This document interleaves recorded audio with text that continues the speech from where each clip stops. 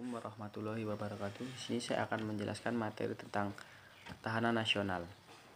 Ketahanan nasional merupakan kondisi suatu dinamik suatu bangsa berisi keuletan dari ketangguhan yang mengandung kemampuan mengembangkan kekuatan nasional dalam menghadapi dan mengatasi segala tantangan, ancaman, hambatan, dan gangguan, baik yang datang dari dalam maupun luar, yang langsung maupun tidak langsung, membahayakan integritas, identitas, kelangsungan hidup bangsa dan negara, mengejar tujuan perjuangan nasional. Ketahanan nasional pada hakikatnya merupakan suatu konsepsi dalam pengaturan dan penyelenggaraan kesejahteraan kehidupan nasional untuk dapat mencapai tujuan nasionalnya. Suatu bangsa harus mempunyai kekuatan, kemampuan, daya tahan, dan keuletan. Inilah yang dinamakan ketahanan nasional. Dengan demikian dijelaskan bahwa ketahanan nasional harus diwujudkan dengan mempergunakan baik pendekatan kesejahteraan maupun pendekatan keamanan kehidupan nasional tersebut di atas meliputi beberapa aspek yang dikelompokkan sebagai berikut. A. Aspek alamiah. Aspek alamiah adalah yang meliputi letak geografis, keadaan, dan kekayaan alam, keadaan dan kemampuan penduduk. B. Aspek sosial. Aspek sosial meliputi ideologi, politik, ekonomi, sosial, budaya, militer, atau pertahanan.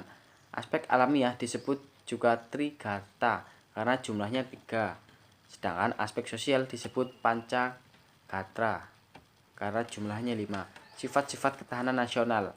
1.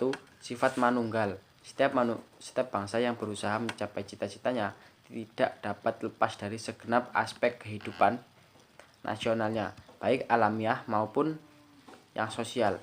Setiap aspek kehidupan tadi saling mempengaruhi dan saling berkaitan, sehingga dengan sendirinya terdapat hubungan interdependensi dan kolerasi.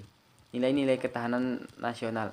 Ketahanan nasional memiliki sifat yang terbentuk dari nilai-nilai yang terkandung dalam landasan dan asas-asas, yaitu 1. Mandiri. Ketahanan nasional percaya pada kemampuan dan kekuatan sendiri serta pada keuletan dan ketangguhan yang mengandung prinsip tidak mudah menyerah dengan tumpuan pada identitas, integritas, dan kepribadian bangsa.